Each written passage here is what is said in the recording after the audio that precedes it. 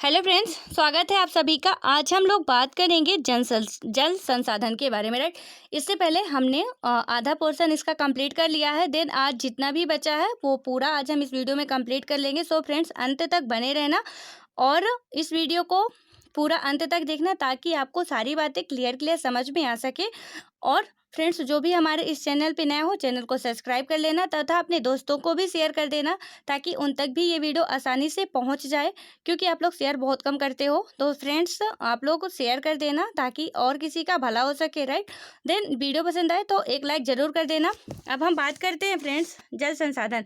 तो इसमें से जल संसाधन के कुछ स्रोत थे, मतलब इनके स्रोत के बारे में, जैसे धरातली हो गया या भौम जल संसाधन, इनके बारे में हम लोग पढ़ चुके थे।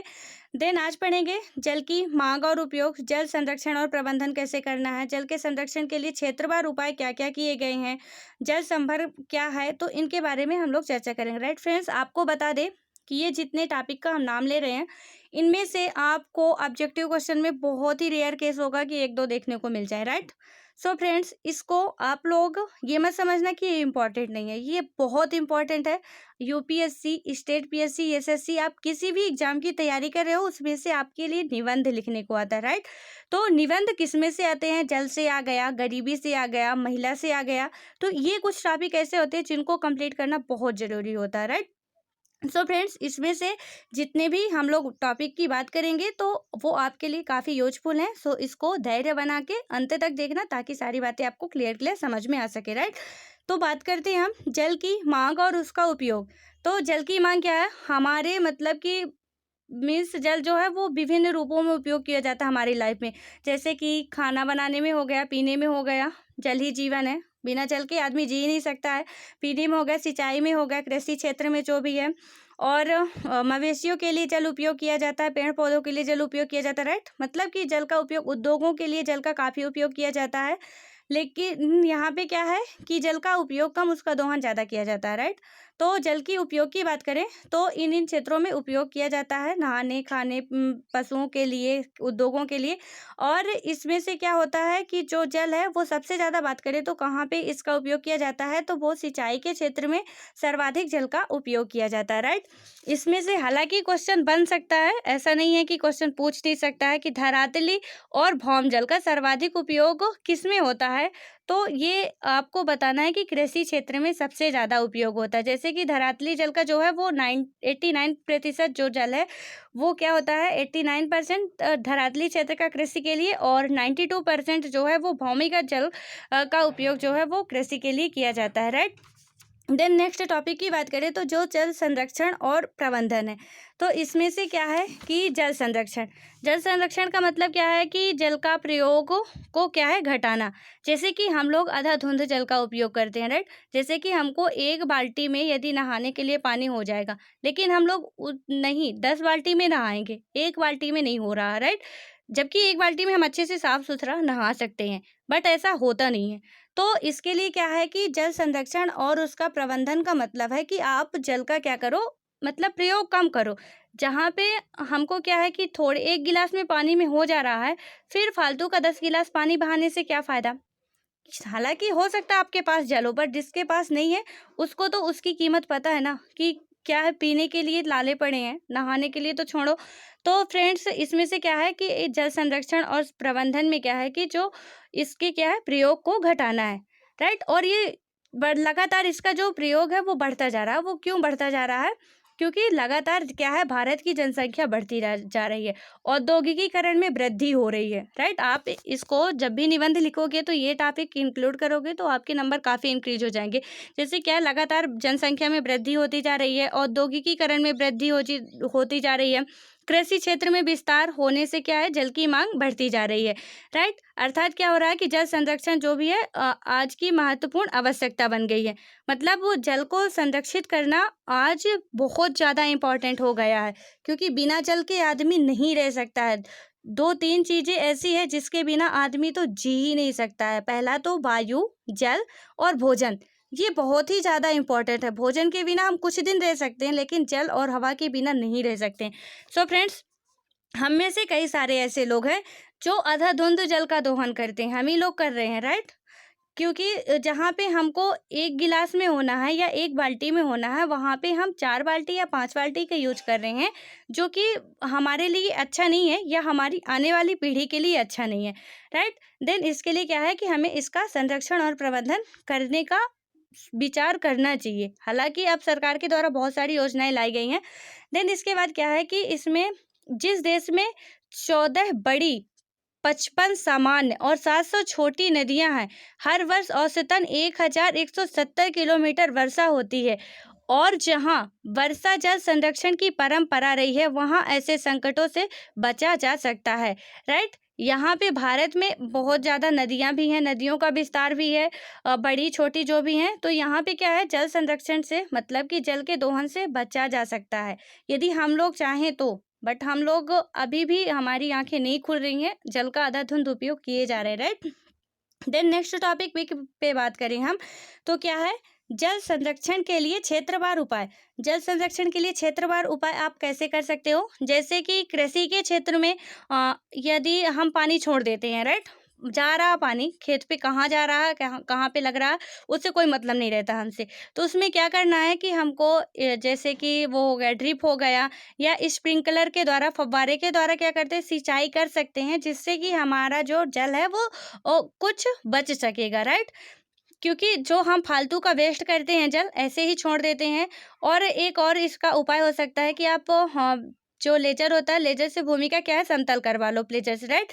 तो क्या होता है, जब आप उससे समतल करवा लोगे भूमि को, तो जो उबड़ खाबड़ भूमि में ज़्यादा जल सोखती है, और जब समतल हो जाएगी तो पानी जल्दी खेतों तक पहुंच जाएगा, मतलब पूरे खेत में जल्दी पानी फैल जाएगा, राइट? जहाँ यहाँ समतल होगा तो जल्दी ही पानी फैल जाएगा, और यदि उबड़ खाबड़ होगा तो पानी जाने में थोड़ा टाइम लगेगा, और पानी ज़्यादा वो होगा, यूज होगा, राइट? तो इससे भी बचा जा सकता है। और फिर उद्योग के क्षेत्र में देखें, तो उद्योग के क्षेत्र में हमको क्या करना चाहिए कि कम से कम जल में काम करना चाहिए, राइट? जैसे कि मशीनों को क्या करते हैं, ठंडा करने के लिए हम लोग क्या करते हैं, जो वो उद्योगों में, मतलब बड़ी बड़ी कंपनियों में क्या है, मशीनों को ठंडा करने के लिए पानी डाल देते हैं। मतलब ये फास्ट है कि आप जल्दी से ठंडा करना है, जल्दी से आप पानी डाल दो, किसी को रुकने का टाइम नहीं है। बट आप ऐसा भी कर सकते हो कि उसको हवा में ठंडा करके करने की तकनीकी अपना सकते हो, ताकि हमारा जल वो क्या है, इसका दोहन ना हो सके। बट अभी क्या करते हैं कि जैसे ही मशीन गर्म हुई, मशीन में पानी डाल दी, क्योंकि इतना टाइम नहीं रहता उनके पास। बट ये जब जल खत्म हो जाएगा, फिर कहाँ से पानी डालोगे? इसके लिए हमको क्या करना चाहिए कि हवा से पानी, वो मशीनों को क्या करना चाहिए, ठंडा करने की तकनीकी को अपनाना चाहिए, राइट? जीवन चक्र का विश्लेषण, मतलब कि जीवन चक्र का विश्लेषण उत्पाद के आरंभ से अंत तक उसके जीवन में विभिन्न चरणों से जुड़े पर्यावरणीय प्रभावों का आकलन करने में मदद करनी चाहिए, राइट? देन उसके बाद आता है कि जो आपूर्ति श्रृंखला में जल प्रबंधन। तो इसमें क्या होगा कि कंपनियां और जो भी आपूर्ति श्रृंखलाओं के लिए जल प्रबंधन की प्रभावी रणनीतियां तैयार कर रही हैं, जिसके अंतर्गत कंपनी के कारखानों में जल बचाने की संभावनाएं तलाशना, स्थानीय एवं क्षेत्रीय प्रशासनों, गैर सरकारी संगठनों एवं अन्य कंपनियों के साथ काम करना, तथा उपभोक्ता को जल प्रबंधन के महत्व के बारे में शिक्षित करना आदि प्रमुख है, राइट? देन उसके बाद हम क्या कर सकते हैं कि उद्योग के क्षेत्र में हो गया जल, और अपने घरेलू क्षेत्र में भी क्या कर सकते हैं कि जैसे हम अपने घर में कर रहे हैं, तो जहाँ पे सपोज हम क्या कर रहे हैं, जो हमारा नहाने वहाने का पानी होता है वो वेस्ट चला जाता है, तो उसको हम किसी अच्छी जगह पे यूज करें, पेड़ पौधों पे डाल दें, तो पानी का यूज हो सकता है, राइट? देन उसके बाद देखते हैं कि जो क्या है, जल संभर प्रबंधन है। तो इसमें क्या बात की गई है, जो जल संभर प्रबंधन है, तो इसके लिए कहा गया है कि मतलब जो जल संभर प्रबंधन का तात्पर्य क्या होता है, मुख्य रूप से धरातली और भौम जल संसाधनों के बेहतर प्रबंधन से है, राइट?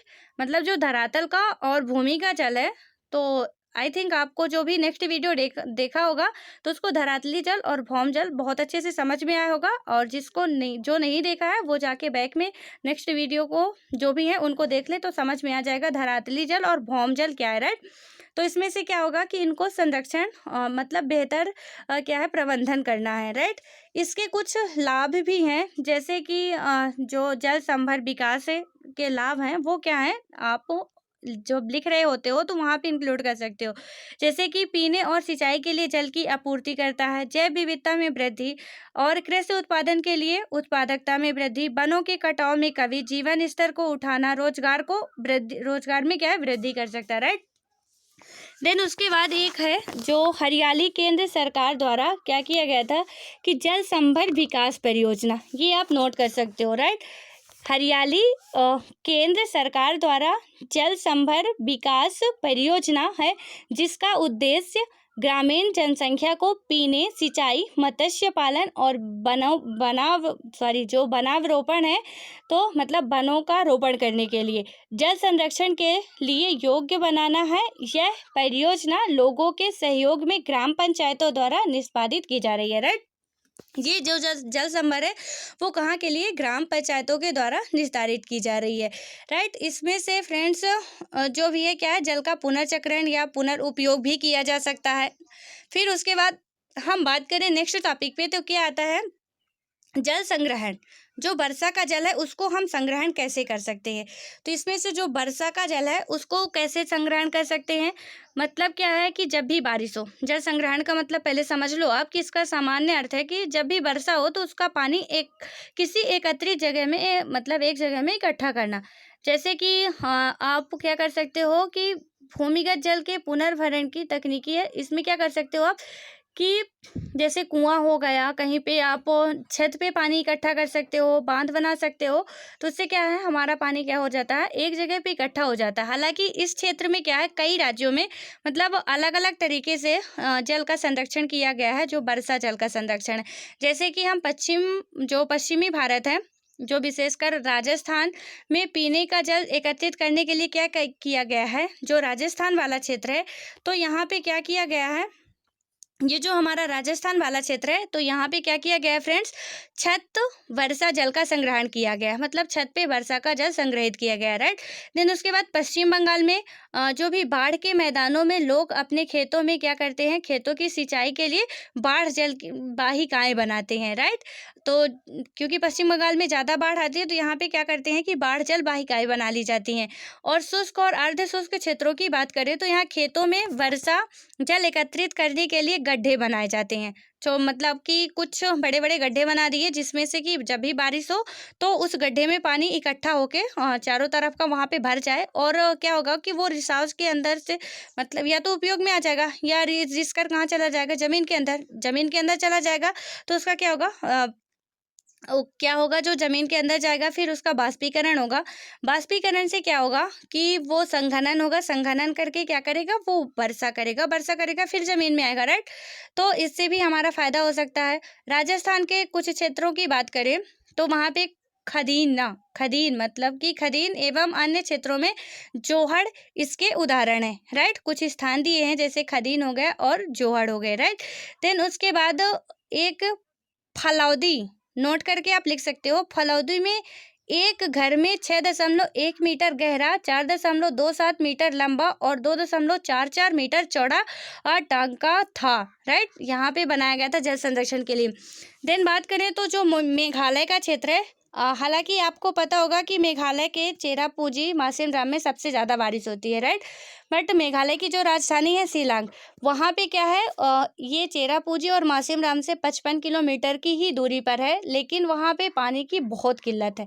और वो आपको हम पहले बता चुके हैं क्यों है, क्योंकि वहाँ का जो पानी, वर्षा तो अधिक होती है लेकिन पानी ठहर नहीं पाता है, क्या है, ढालू क्षेत्र है, तो वहाँ से पानी नीचे आ जाता है पूरा, राइट। तो इसमें से क्या होगा कि जो शिलांग का क्षेत्र है, यहाँ पे क्या किया जाता है, छत वर्षा जल का संग्रहण किया जाता है, राइट। ये बात आप याद रखना। ऐसा मत समझना है कि मेघालय में ज़्यादा वर्षा होती है तो वहाँ पानी की बिल्कुल कमी नहीं है, वहाँ भी पानी की ज़्यादा किल्लत है अदर क्षेत्रों से, राइट। तो इसमें से क्या हो जाएगा, मेघालय के शिलांग में भी छत वर्षा जल संग्रहण प्रचलित है, राइट। नेक्स्ट बात करें तो कर्नाटक के मैसूर जिले में एक गंडाथूर गांव है, जिसमें कि गांव के लोग ने क्या किया कि अपने घर में जल की आवश्यकता की पूर्ति के लिए छत वर्षा जल का संग्रहण की व्यवस्था की है। मतलब कि ज़्यादातर आप ये समझो कि जो वर्षा का जल है वो छत वर्षा जल संग्रहण ही ज़्यादा तक काफ़ी हद तक अच्छा साधन है, राइट। आप इसके अलावा गड्ढे भी खोद के जल का संग्रहण कर सकते हो, बाढ़ जल वाहिकाएं बना के जल का संग्रह कर सकते हो, राइट। देन इसके बाद हमारा नेक्स्ट टॉपिक जो था वो कौन सा था कि जो भी है देश भर में जल संचयन के सामुदायिक प्रयास किए गए हैं। वो कौन कौन से किए गए हैं? तो पूरे देश में जो भी सामुदायिक प्रयास किए गए हैं, जैसे कि सूखाग्रस्त क्षेत्र है तो उनमें क्या किया गया है, जल बचाने, संरक्षित करने तथा बढ़ाने के लिए समुदाय में बहुत ज़्यादा योगदान दिया गया है। जैसे सूखाग्रस्त बुंदेलखंड में नागरिक संगठन परमार्थ सूखे के खतरे कम करने की, वर्षा तथा जल संचयन तथा सामुदायिक एवं संस्थागत संपर्क जोड़ने की 100 से अधिक योजनाएं बनाकर वहां सूखे से पीड़ित परिवारों को सहारा दे रहा है। राइट, इसको क्या बोलते हैं? जल सहेलियां गांव के जल की आपूर्ति और जल के संरक्षण के प्रयास कर रही हैं। राइट, इस योजना को जो बोलते हैं जल सहेलियां बोला जाता है। देन उसके बाद हम बात करें तो जल संचयन के लिए जो मौजूदा पारंपरिक संरचनाएं हैं वो क्या है? पारंपरिक संरचनाओं में बात करें तो जैसे तालाब, बंधी बनाकर, जोहड़ या बावड़ी या बेर, सामुदायिक कुएं बनाकर कर सकते हो आप। झालर कृषि टैंक का उपयोग कर सकते हो आप। देन उसके बाद एक अहमदाबाद के पास एक अडालज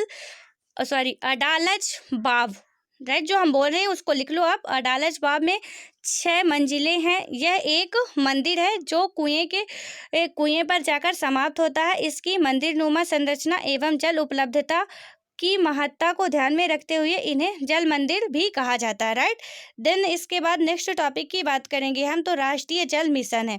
इसमें क्या है, राष्ट्रीय जल मिशन में क्या बात की गई है फ्रेंड्स?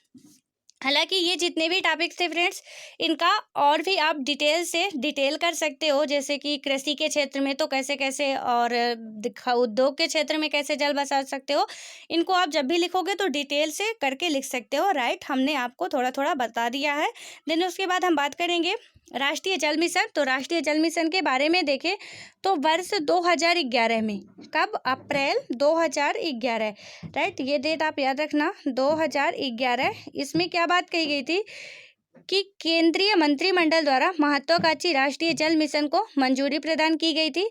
राष्ट्रीय जल मिशन जलवायु परिवर्तन पर राष्ट्रीय कार्य योजना, मतलब कि national action plan of climate change के 8 घटकों में से एक था। राइट, इसमें से कौन कौन से घटक थे? तो इसमें जल संचयन के क्या क्या बात की गई थी, तो इसमें हम ये टॉपिक की बात कर रहे हैं फ्रेंड्स, राष्ट्रीय जल मिशन। ये टॉपिक आप इम्पॉर्टेंट है और आप इसको नोट कर लेना। राइट, जितना बोल रहे हैं, जल के संचयन, संरक्षण, संवर्धन एवं परिरक्षण के लिए नागरिकों एवं राज्यों के कार्यों को प्रोत्साहित करना था। जल के उपयोग की दक्षता को क्या करना था? 20% तक बढ़ाना था। राइट, और बेसिन आधारित जो भी एकीकृत जल तथा संसाधन प्रबंधन को प्रोत्साहित करना था। फ्रेंड्स, इसमें आपको जैसे हम बोल रहे हैं वैसे लिख लो, ज़्यादा कुछ समझने की बात नहीं। राइट, देन उसके बाद नेक्स्ट बात करें तो राष्ट्रीय जल नीति 2012 में लाई गई थी। ये क्या? राष्ट्रीय जल नीति। तो इसके बारे में देखिए यदि, तो इसको आप नोट डालो, मेंस की टॉपिक डालो राष्ट्रीय जल नीति, जो भी स्टार लगा के जो भी जैसे डालते हो, राष्ट्रीय जल नीति डालो 2012, क्योंकि ये काफ़ी इंपॉर्टेंट है। इसमें से क्या है फ्रेंड्स, सरकार के द्वारा कब ये जो भी है उपयोग में लाई गई थी, तो 7 जून 2012, ये डेट याद रखना, 7 जून 2012। राइट, तो 12 में क्या किया गया था? राष्ट्रीय जल नीति का संशोधन प्रारूप जारी किया गया। जल नीति की प्रमुख विशेषताएं थी, इसमें से कौन कौन सी इसकी महत्वपूर्ण विशेषताएं थी, तो इनके बारे में देख लेते हैं। जल प्राकृतिक संसाधन है। जीवन, जीविका, खाद्य सुरक्षा और निरंतर विकास का आधार है। राइट, देन उसके बाद नेक्स्ट टॉपिक है कि जो जल संसाधनों के विषय में सार्वजनिक नीतियों का संचालन कतिपय बुनियादी नियमों द्वारा करने की आवश्यकता है।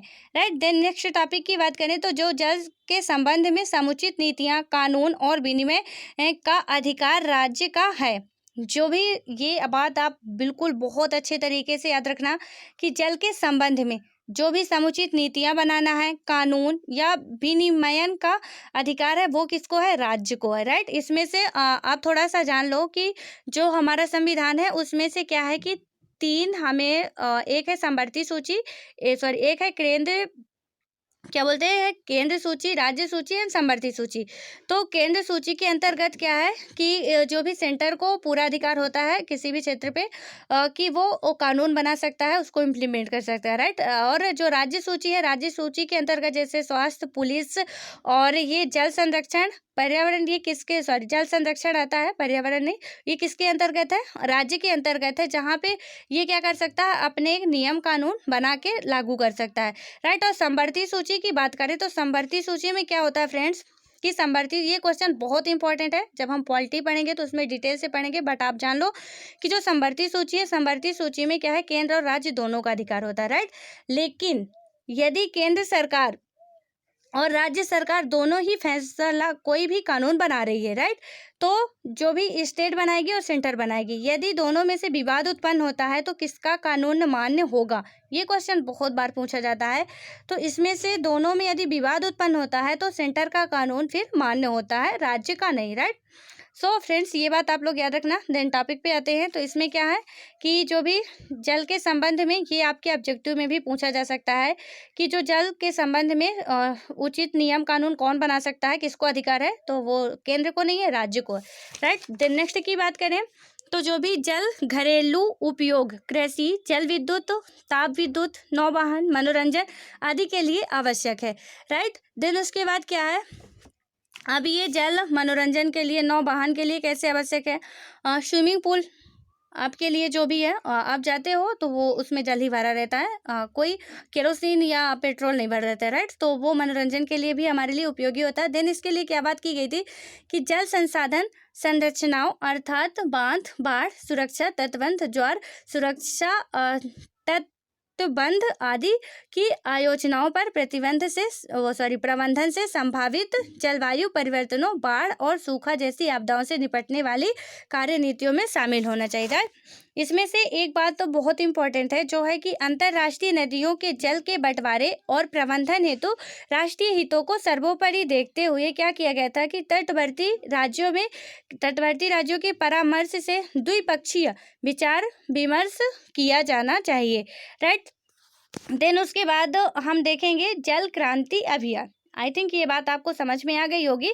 फिर उसके बाद देखेंगे जल क्रांति अभियान क्या है। तो जल क्रांति अभियान में क्या बात कही गई थी, इसमें था कि देश के जो भी देश में जल संरक्षण एवं प्रबंधन को सुदृढ़ बनाने के लिए, मतलब कि इसका जो भी कानून था उसको मजबूती प्रदान करने के लिए, प्रवाह की निगरानी करने और जल संरक्षण एवं प्रदूषण निवारण आदि के लिए सरकार ने क्या है, महत्वाकांक्षी जल क्रांति अभियान नामक एक एकीकृत योजना को आगे बढ़ाते हुए अब तक 1001